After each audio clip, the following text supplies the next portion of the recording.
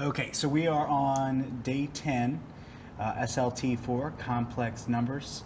I'm out today, but I wanted to make sure to have you guys a video so you can follow along today.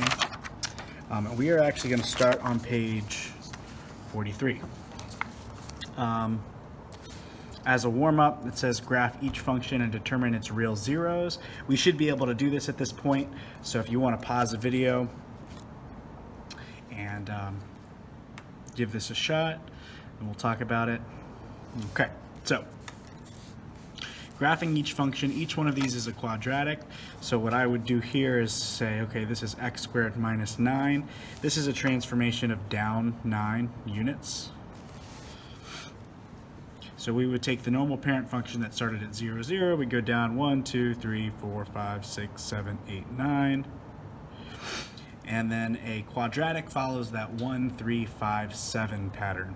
So from this point, I'd go right 1, up 1, right 1, up 3, right 1, up 5. And I'd want to do this until I got to the x-intercept, because that would be our zeros. So there's our right side of the parabola, same thing over here, up 1, right 1, up 1, right 3, up 1, right 5. And you'll notice that this parabola crosses the x-axis in 2 places. 1, 2. And those x values are positive 3 and negative 3.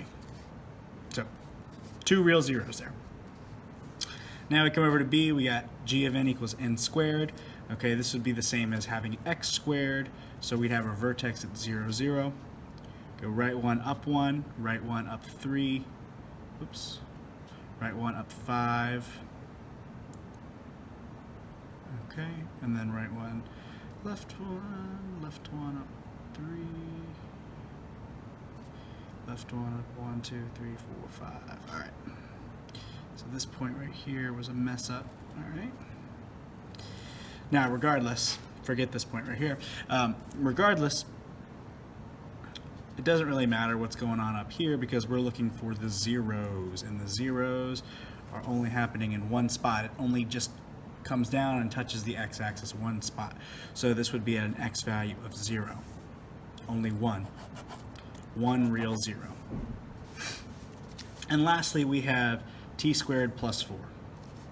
Okay, so this would be a transformation of shifting the parabola up 4. So from 0, I go up 1, 2, 3, 4. That would be my vertex. Then I could do my 1, 3, 5, 7. I'm only going to get to do 3, left 1, up 3. And it really doesn't matter because we're looking for the zeros here. Now here's the x-intercept down here. Here's our graph. This one has none. No real zeros, or we call them solutions or roots or zeros and x-intercepts. Okay. So it says, what do you notice about the zeros of the function as they relate to the graphs?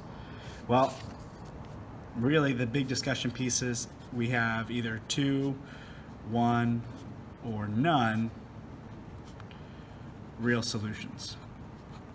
So any quadratic is going to have either 2, 1, or no real solutions. So we're going to flip the page. This is more of a discussion question we can talk about later. Flip the page to page 44.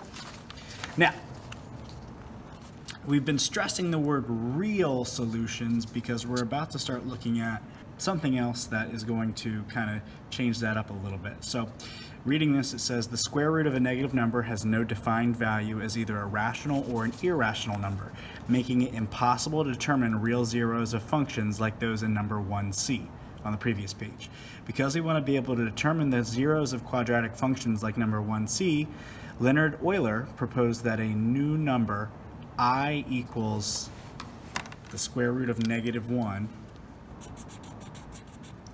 be included in what came to be known as the complex number system. So we're going to be talking about complex numbers.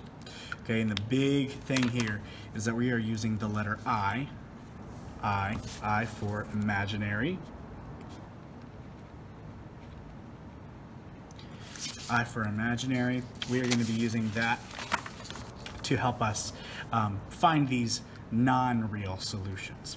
So the first question here is, it says, based on Euler's definition of I, what is the value of I squared? So if we define I as the square root of -1, well, if we square both sides, then we're going to get I squared on the left, and this square is going to cancel out with the radical symbol. So we're going to get I squared equals -1. Okay, so these are both two big identities. The fact that the square root of -1 is equal to I, and I squared is equal to -1. Here we have a radical expression with a negative radicand, can be rewritten in the form b times I.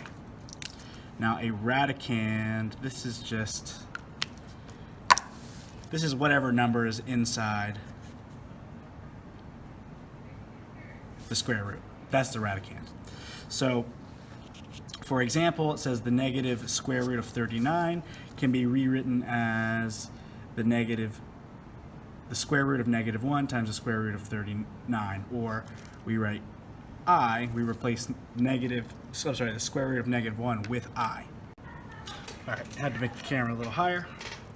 So now we have, how could you rewrite each of the following expressions in the form b times I? Okay, so what we're basically going to do is rewrite this negative number. Instead of -2, we're going to write it as the square root of -1 times the square root of +2. And the reason that we can do that is because these square roots play nicely, and we can basically break it up. So we can write -2 as -1 times 2. So then we can break that square root up into the square root of -1 times the square root of 2. Well, we write the square root of -1, we know that as I, and so we get the expression I times the square root of 2. Now we're not dealing with any negatives. Looking at number 5, part B here, we have the square root of -4. We're going to write that as the square root of -1 times the square root of 4, and we can write the square root of -1 as I, and we can actually write the square root of 4, we know that, as 2. And it's proper to write the 2 first, so we will write 2 times I there. For part C here, we have this negative outside. That really doesn't matter to us a whole lot. We're going to rewrite this as negative square root of -1 times the square root of 10. Now we know that we can write the square root of -1 as I. Square root of 10, can't evaluate that, it's not a perfect square, so we just leave it as -I times the square root of 10. So notice when we have a square root, the square root comes after the I, but when we have a whole real number like 2, we put that before the I. We kind of treat I like it's its own variable, but it is not a variable, it's representing the square root of -1. So then we're looking at 6, says how could you rewrite each of the following expressions? Now I plays nicely as far as operating with numbers. It's a little bit nicer than square roots in that regard. But here this is 4 times 3i, and basically all we have to do is say this is going to be 12i, because 4 times 3 is 12. Now here we have the square root of 2 times I all squared. Now, I'm going to write this as the square root of 2 times the square root of 1 squared, because we know that I is the square root of 1. Wait till that bell stops dinging. Okay. Now, the good thing about squares, as long as this is multiplication, I can distribute it to each piece. And you know that a square is going to cancel out with a square root, so this basically becomes 2 times 1, which is just 2. That's a lot nicer. Then here, kind of similarly, we have 3i times 3i. That would be like 3 times 3 times I, or 3 squared times I squared. And 3 times 3 is 9. I squared, we set up here, I squared is just negative 1. 9 times negative 1 is negative 9.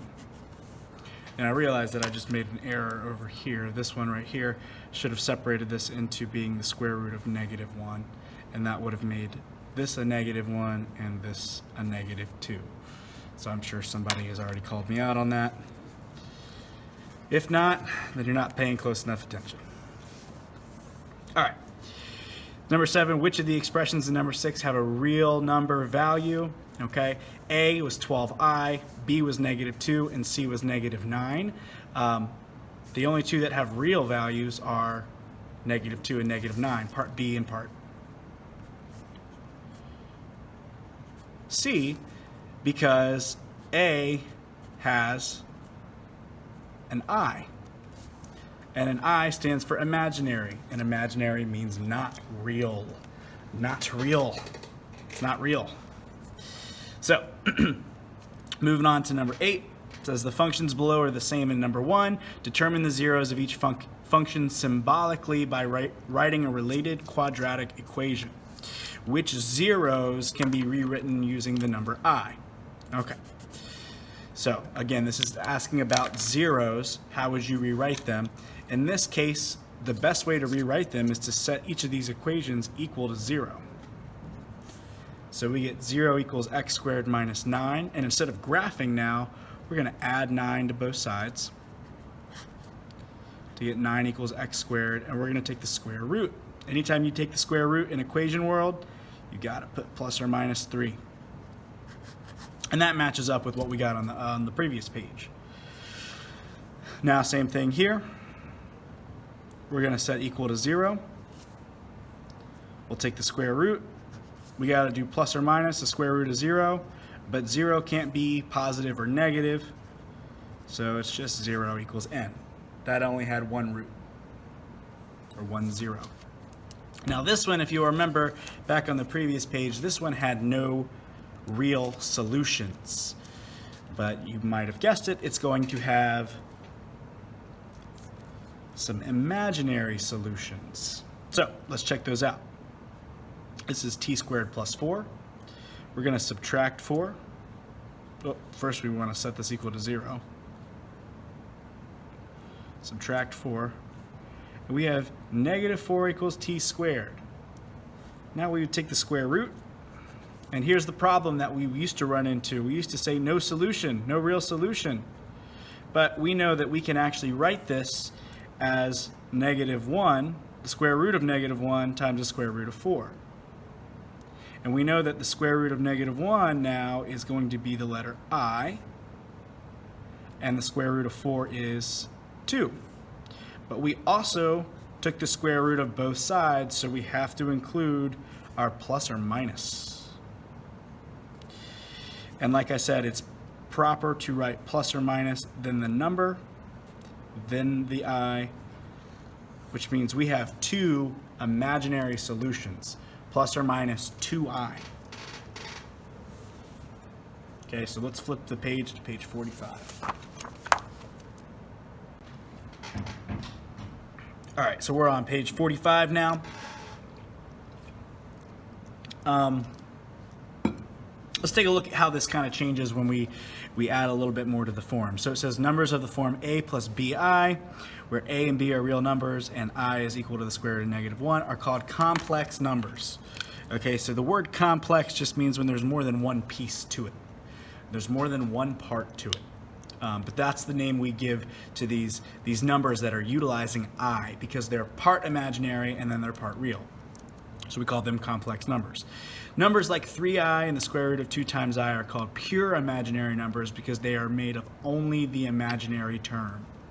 But sometimes we can add or subtract values to that term to kind of change, and it's just considered more of a complex number than a pure imaginary number. So, it says how can you determine if a quadratic function has complex zeros from its graph? Got to look at the x-intercepts. If there's none, there are no x-intercepts, then we got to have some complex zeros, some complex solutions, which means we're going to have square roots of negative numbers. So we'll check out a couple down here.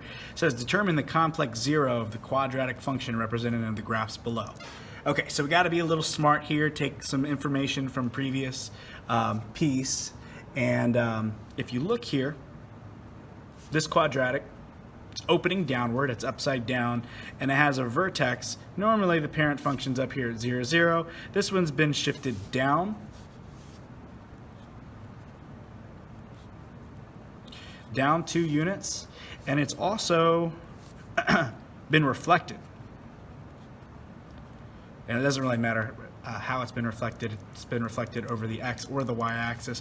We'll say over the x-axis. That'll make it easier for us. Okay? So normally we would have y equals x squared, but since we shifted down 2, we'll subtract 2. And since we reflected over the x-axis, we'll make that x negative. So here's our graph right here. Y equals negative x squared minus 2. Okay, so it asks us to determine the complex zeros. Well, I'm going to replace the y with the number 0 because it's asking for the zeros. Oops, that's minus 2. So this is minus 2. We're going to add 2 to both sides. That's going to cancel it out. I get 2 equals negative x squared. So now I'm going to divide by a negative 1. I get negative 2 equals x squared. And I'll have to take the square root here. Well, I'm taking the square root of both sides, which means I need to include plus or minus. And I'll write that as the square root of negative 1 times the square root of 2, which in turn becomes plus or minus I times the square root of 2. Those are my complex zeros there because we have that I. It's complex. We take a square root of a negative number. Okay? If we look at part B here, going on to the next one, this one is facing upward. It's like normal, and we have looks like a translation up 1, 2, 3. And left 2. So our parent function normally looks like y equals x squared. There's no reflection here, but since we're going left 2, we're going to want to replicate or represent that, as a plus 2 in parentheses squared. And then we'll do plus 3 at the end here. So we're going left 2 up 3 units. And what that means when we go to solve for our zeros, our complex zeros, is we'll replace y with 0, and right away we will subtract 3 to try to unlock this x plus 2 squared. Now I'm going to take the square root of both sides. When I square root both sides, we got to enter plus or minus territory. And we're going to do the square root of negative 3 is the square root of negative 1 times the square root of 3 equals x plus 2. And then we will subtract 2 on both sides, cancel the 2, leaves me with x equals. Now, normally it is proper to write the negative 2 first, because that's just a number, plus or minus. The square root of negative 1 is I root 3. So that is our complex zeros. Let me write that again. It's negative 2 plus or minus I times the square root of 3. Those are our 2 complex solutions here. All right, we got one more page. Page 46. Good afternoon, students. This is your last chance to come and try the food available in the cafeteria. Whoa. We have delicious fried chicken there today, so please come get your Fried delicious chicken. free treats today Come in get the your cafeteria. fried chicken. Come get them. Thanks. Yummy. All right, so we're on page 47 here. This is going to be combining pretty much everything. This is the culminating problem so far up to this point. It says solve using the most efficient method. Okay, we've talked about this quite a bit. This one right here is already set up this perfect, it's already been completed, the square. So what we have to do is start solving. I'm going to subtract 18 on both sides. We're going to get x plus 5 squared equals negative 16. And right there you can see the negative. We're going to square root both sides. When we square root both sides, we have to make sure that we bring in the plus or minus. And this is nice because the square root of 16 is a perfect square. So when we bring out that negative 1, we can just rewrite this as plus or minus I times 4. Or more properly, we should write this as plus or minus 4i. And then the final step would be to subtract 5 to get x by itself. So we normally write negative 5 plus or minus 4i. If you flip these two, it doesn't matter, it doesn't make a huge difference. But there are our solutions, our complex zeros. Over here, number 2, this looks like it might be factorable, but if you try to find two numbers that multiply to get 7 and add to get 3, that does not exist. So this is not factorable. And because it's a 3 in the middle term, I don't really care to complete the square. Let's not mess with fractions. Let's just get into the quadratic formula. So my a value is 1, my b value is 3, and my c value is 7. So we'll set this up. X equals negative b plus or minus the square root of b squared minus 4ac all over 2a. Start filling in these pieces here. B value is 3, so that becomes a negative 3. B squared is 3 times 3 is 9, minus 4 times a is 1, times c is 7, all over 2 times 1, which is just going to be 2. Okay, and as you might have expected, judging on this previous few pages, we're going to get a negative answer here. So this is going to be negative 4 times 1 times 7 gives us 9 minus 28. And 9 minus 28, I believe, is negative 19.